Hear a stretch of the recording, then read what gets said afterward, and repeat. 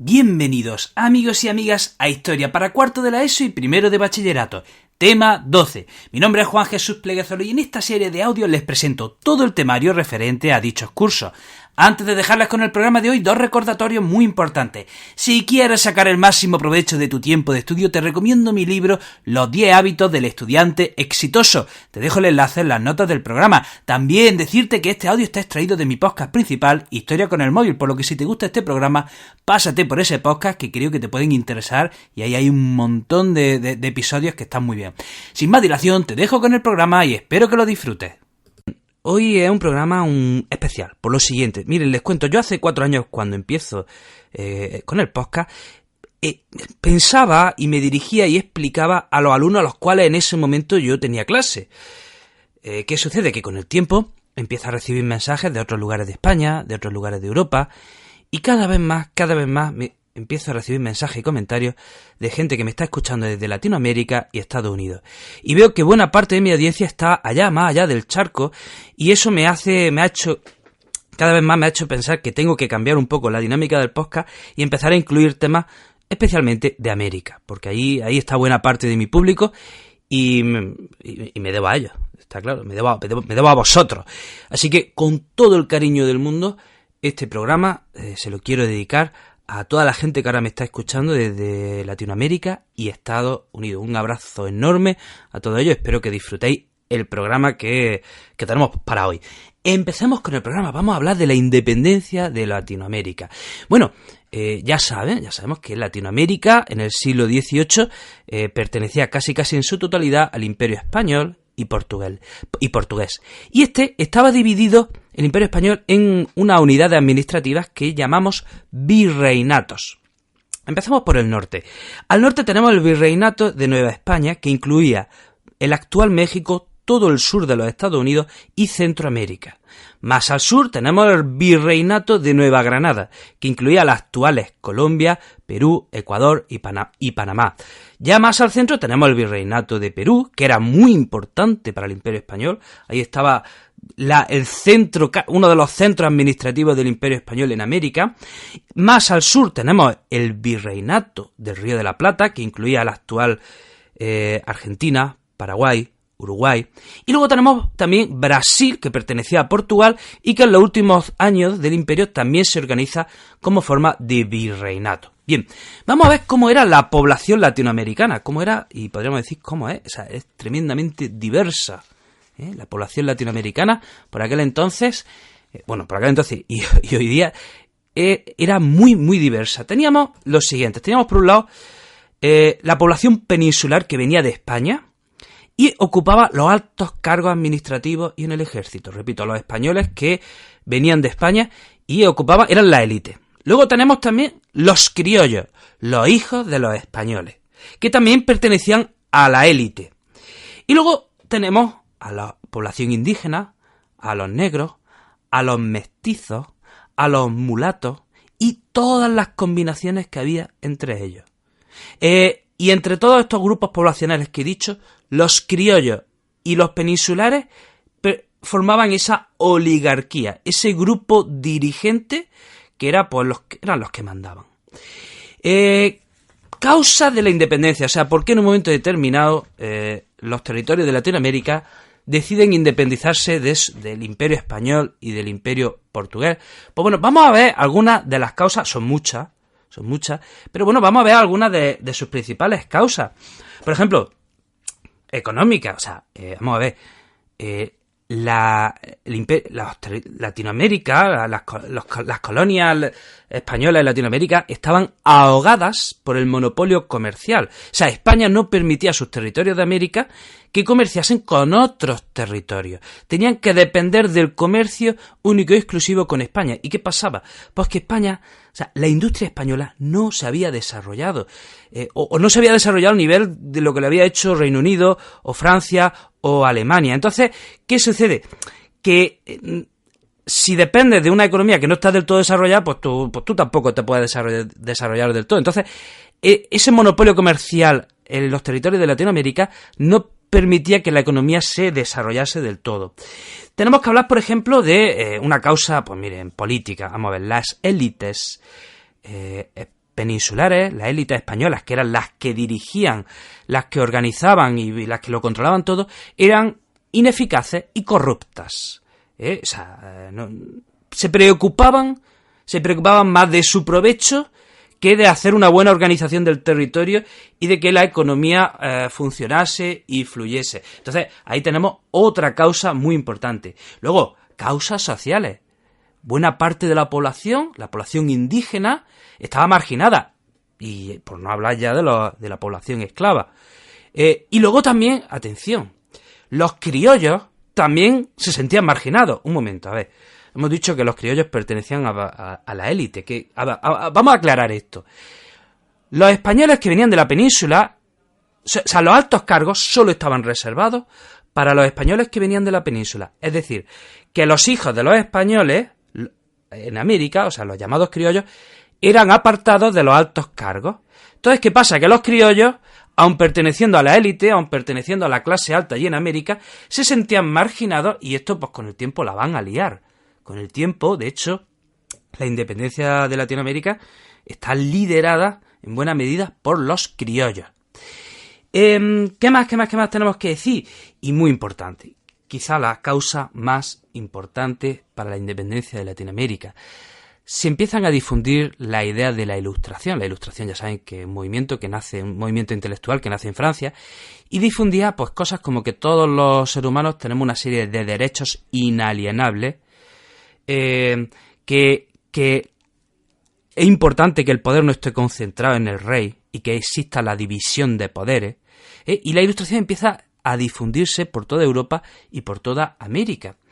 ¿Qué pasa? Fruto de la Ilustración tenemos la Revolución Americana, que empieza en 1776 y tiene como resultado, un año después, la independencia de las 13 colonias de Estados Unidos, las 13 colonias de Norteamérica, de su metrópolis, que era Gran Bretaña. Y entonces, ¿qué pasa? Pues que los latinoamericanos ven que dicen, pues si los ingleses del norte se han independizado de Gran Bretaña, ¿por qué no nos podemos independizar nosotros? Además, también tenemos la Revolución Francesa, que había derribado a un rey absolutista. Bueno, derribado, le habían cortado la cabeza directamente. O sea, la Ilustración, la Revolución Americana, la Revolución Francesa sirven de ejemplo para que los países latinoamericanos emprendan su propia senda revolucionaria. ¿Y cuál es la chispa? ¿Cuál es la chispa que más adelante retomaremos para que ya empiece a desencadenarse esa cascada de rebeliones, de proclamaciones independentistas? Es la guerra de independencia española.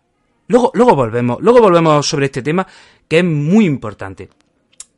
Vamos a ver cuáles son los antecedentes de la independencia de Latinoamérica. Bueno, pues antes de la independencia de Latinoamérica, en Latinoamérica ya hubo intentos aislados que no fructificaron para independizarse. Por ejemplo, en el virreinato de Perú tenemos que un señor que se llamaba Juan Santos, un indígena llamado Juan Santos, y que se apodó Atahualpa, fundó un estado independiente en la selva, pero bueno, duró lo que él vivió, de 1742 a 1756. En cuanto a Atahualpa, este indígena, murió, su estado, sus territorios se deshacieron.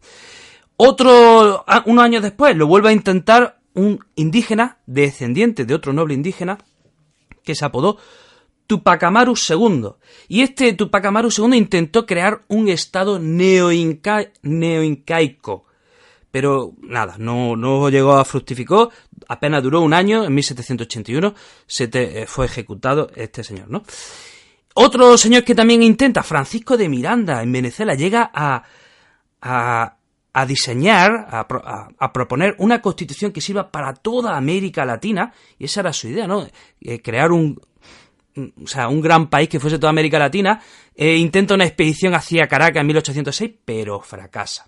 Bueno, pues estos son los antecedentes. Y ahora, vamos a una pregunta que yo no sé en Latinoamérica, pero aquí en España y en Europa yo creo que casi nadie lo sabe. A ver, pregunta, si lo sabes es que eres una persona muy culta. ¿Cuál es el primer país de Latinoamérica que se independiza? Ya digo, esto lo sabe, esto no es muy conocido y me resulta raro porque la historia me parece sencillamente fascinante. El primer país de Latinoamérica que consigue su independencia es Haití. Aunque, ojo, claro, esto tiene matices. porque según los libros se dice que Haití, más que país latinoamericano, debería ser considerado país afroamericano. O sea, en ese sentido, Haití no está en el mismo... No va en el mismo grupo que Latinoamérica por sus peculiaridades. Ya saben que la mayoría de la población en Haití es negra y tiene como idioma principal el francés. Bueno, pues Haití era colonia francesa. Bueno, primero fue española, pero luego fue francesa. Y hay una primera revolución en Haití en 1791, liderada por un señor, atención a mi perfecta pronunciación en francés, llamado Toussaint Louverture, ahí lo llevas por mi pronunciación, y luego hay una segunda revolución en 1803 por un señor que se llama Dessalines, y esta revolución sí fructifica, sí va hacia adelante, y en 1804 se proclama la independencia de Haití, y tenemos, atención también, no solo el primer país de Latinoamérica que se independiza, sino el primer estado negro en el mundo. En 1844 de la mitad de la isla se independiza, se separa de Haití y nace la República Dominicana. Bueno, vamos a volver al tema de la guerra de independencia de España. Vamos a la península, vamos a España, porque lo que estaba pasando en España es muy importante y para entender qué pasaba en Latinoamérica. Bueno, ya saben ustedes que la Revolución Francesa termina con el triunfo de Napoleón. Napoleón dio un golpe de estado en Francia, Napoleón se vino arriba, se proclama primer cónsul, se proclama emperador, Napoleón dice, voy a conquistar Europa, conquista Europa con un par, y también ocupa España. Pero ¿qué pasa? Que Napoleón ocupa España en 1808 y los españoles se rebelan contra Napoleón y empieza una guerra de independencia que va de 1808 a 1814. ¿Qué sucede en la guerra de independencia de España? Que las distintas provincias de la península, como no aceptan la autoridad francesa, la autoridad francesa la encarnaba el hermano de Napoleón, José Bonaparte, como no aceptaban la autoridad francesa, las provincias españolas se organizan en juntas provinciales que toman el poder en nombre del rey español que en ese momento estaba en Francia. Se lo habían llevado a Francia. El rey español en aquel momento era Fernando VII. Paréntesis, para el que no sea de España, deciros que Fernando VII es el peor rey de la historia de España y el peor rey del mundo mundial. Muy malo, tío, muy malo. Bueno, pues entonces, mientras los españoles luchaban contra los franceses, repito, se organizan en juntas que gobernaban en nombre del rey Fernando VII que estaba en Francia. Se supone que cautivo, ¿no? Bueno, pues ¿qué pasa? Que esas juntas que toman el poder en nombre del rey Fernando VII que estaba en Francia, ese modelo se reproduce en América. O sea, los distintos territorios de Latinoamérica empiezan a organizar juntas que en principio tenían el poder, o sea, mandaban en nombre del rey Fernando VII que estaba cautivo. ¿Qué sucede? Que esas juntas, con el tiempo, al poco tiempo, empiezan a derivar en movimientos independentistas.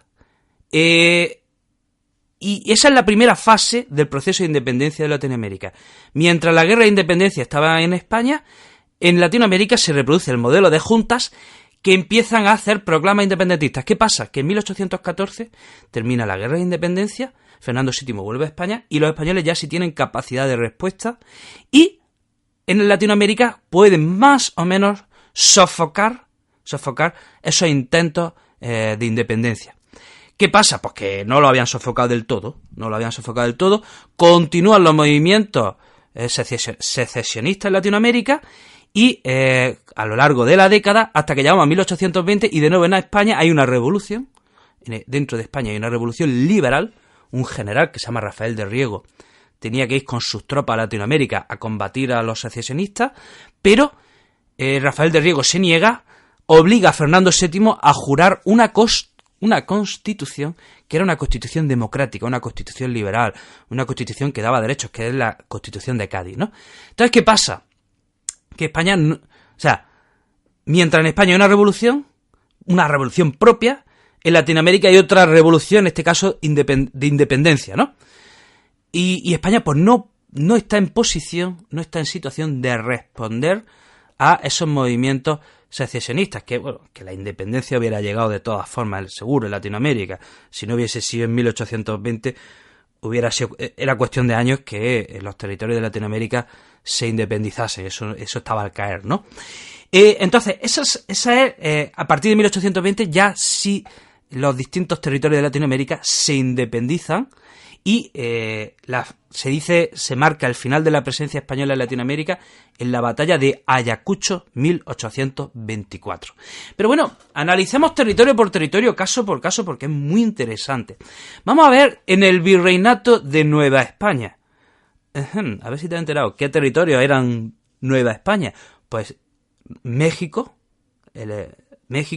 y Centroamérica. Bueno, pues resulta que en 1810 un cura que se llama Miguel Hidalgo empieza una rebelión, una rebelión de carácter social, no era una rebelión independentista, era una rebelión de carácter social y trae consigo sobre todo a los indígenas, y empieza esta rebelión en el Grito de Dolores. Y era una rebelión que en principio era en favor de Fernando VII. ¿Cómo termina este pobre Miguel Hidalgo? Pues mal, ejecutado. Le cortan la cabeza y su cabeza se expone durante 10 años como aviso a navegantes. 2 años después lo intenta otro cura, José María Morelos, y esta revolución que empieza José María Morelos era ya más nacionalista. Llegan a proponer su propia constitución, proclaman una república. ¿Y cómo termina este cura José María Morelos y su revolución? Mal. José María Morelos termina también apresado y como termina también ejecutado. Y vamos ya a al tercer intento, que a la tercera va la vencida. Hemos dicho que en España Fernando VII regresa de Francia en 1814. Pero hemos dicho también que en América esos movimientos secesionistas continúan. Pues en Nueva España, en México, Agustín de Iturbide, un general, empieza a luchar contra las tropas realistas, contra las tropas de la corona española, y propone un plan de independencia que le llaman el Plan de Iguala. Quería una división pacífica, quería un México que fuese una monarquía, y quería un México cuya religión principal fuese la católica. Así que en 1821 proclama su independencia. En 1822, atención, se proclama emperador de México, tiene que exiliarse, aún así vuelve, y en 1824, cuando vuelve, lo ejecutan. Ahí lo lleva. O sea, los 3 grandes promotores de la independencia de México, el cura Hidalgo, el cura Morelos y el general Agustín de Iturbide, terminan ejecutados. ¿Qué sucede? Que en 1824, con la ejecución de Iturbide, aprovechan lo que era el sur de México, y esos países que estaban en Centroamérica se independizan de México y crean las Provincias Unidas de Centroamérica. Repito, de México, cuando ejecutan a Iturbide, se independizan los territorios de Centroamérica bajo un nombre que es Provincias Unidas de Centroamérica. ¿Qué provincias constituían ese país? Guatemala, El Salvador, Nicaragua, Honduras y Costa Rica. Y como ya se imaginan, ¿qué pasó? Pues que con los años las Provincias Unidas de Centroamérica se separaron, se independizaron y nacieron todos estos países que acabo de nombrar. Vamos al Río de la Plata, al sur de América. Volvamos, mayo de 1810. Hemos dicho que en la península ibérica, en España, se están organizando juntas para luchar contra los franceses y gobernar en nombre del rey Fernando VII. Bueno, pues eso mismo sucede en América y sucede en el Río de la Plata. ¿Qué pasa? Que se considera que el virrey del Río de la Plata ya no es legítimo, porque si el rey Fernando VII estaba preso, entonces el virrey en nombre de quién gobierna, si en España ya no hay rey. Así que en el Río de la Plata se constituye una junta que intenta controlar todo el territorio del Río de la Plata, que hemos dicho que era la actual Argentina, Paraguay y Uruguay, especialmente, ¿no? Bueno, pues, ¿qué pasa? Que empieza a haber problemas. Los territorios del Río de la Plata no reconocen la autoridad de esa junta que quería tener el poder. De forma que, por ejemplo, Paraguay se independiza en 1811 y Uruguay también quiere independizarse. O sea, Uruguay no reconoce esa junta del Río de la Plata y Uruguay, en principio, en Montevideo, quería seguir siendo fiel, leal a la corona española. Pero entre medias, Brasil invade Uruguay y Uruguay al final finalmente en 1828 consigue su independencia, tanto del Río de la Plata como de Brasil, y Uruguay ya es independiente. Y bueno, esta Junta del Río de la Plata, ya la llamamos Argentina, proclama su independencia en 1816. Tenemos a Chile, que pertenecía al Virreinato de Perú, pero se vio más influida por lo que estaba sucediendo en el Río de la Plata. En 1810, repito, se organiza una junta en Chile que en principio, de nuevo, gobierna en nombre del rey Fernando VII, pero le da el poder a un congreso y este congreso ya empieza a pedir la secesión, a pedir la independencia y, de nuevo, sus primeros intentos fracasan en 1814.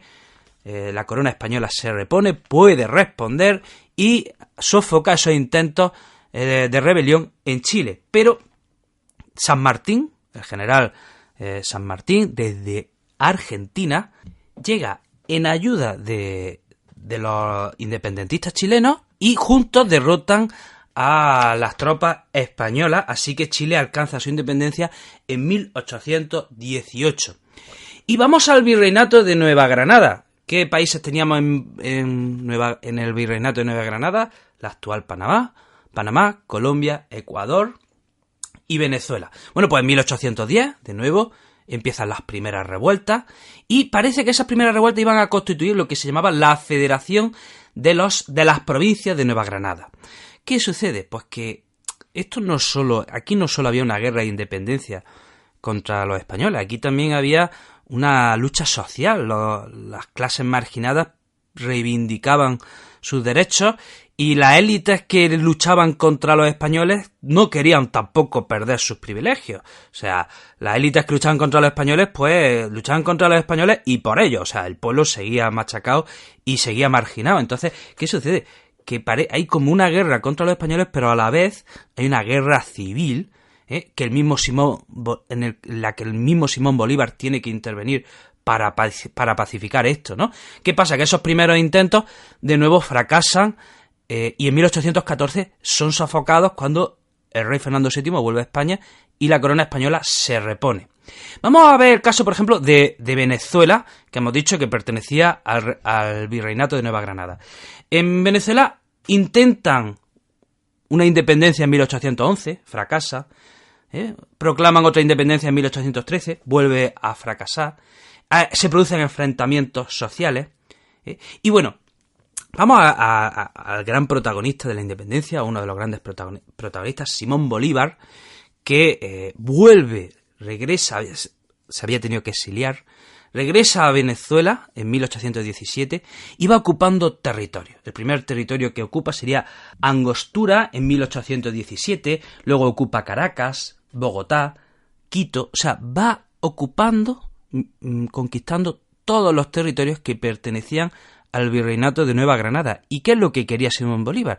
Él quería construir un gran país que fuese la Gran Colombia, que aunase a las actuales Venezuela, Colombia, Ecuador y Panamá, y pues que no hubiese la división que hay hoy día, y parecía que su sueño iba para adelante, pero no fue para adelante, fracasó. A partir de 1830, esa gran federación, ese gran país que hubiese sido, empieza a resquebrajarse. Vamos a hablar ahora del Virreinato de Perú. El Virreinato de Perú es una excepción. Aquí este virreinato fue aparte. ¿Por qué? Porque fue el territorio que más aguantó siendo leal a la corona española. Este territorio era uno de los centros administrativos del Imperio Español, por lo tanto, fue quien más aguantó siendo leal al Imperio. Y Perú se hizo independiente, quizá más porque, o sea, en toda Latinoamérica España había entrado en barrena. España estaba perdiendo todos sus territorios, estaba siendo derrotado y ya como consecuencia pues Perú tenía que caer sí o sí.